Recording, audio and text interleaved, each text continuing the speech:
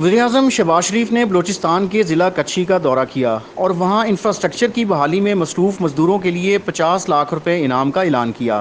सैलाब से मुतासरा बलूचिस्तान के ज़िला कच्छी में पंजरा पुल पर रेलवे इंफ्रास्ट्रक्चर की बहाली का जायज़ा लेने और बीबी नानी पुल के दौरे के मौका पर मीडिया से गुफ्तगू करते हुए वज़ीर-ए-आज़म का कहना था कि इंफ्रास्ट्रक्चर की बहाली में मसरूफ़ अमला कौम की अजीम खिदमत कर रहा है।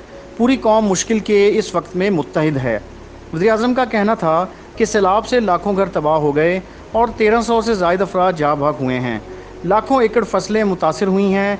सिंध और बलूचिस्तान सैलाब से सबसे ज़्यादा मुतासिर हुए हैं। वज़ीर-ए-आज़म शहबाज शरीफ ने इंफ्रास्ट्रक्चर की बहाली में मसरूफ़ अफराद के लिए 50 लाख रुपए के इनाम का भी ऐलान किया।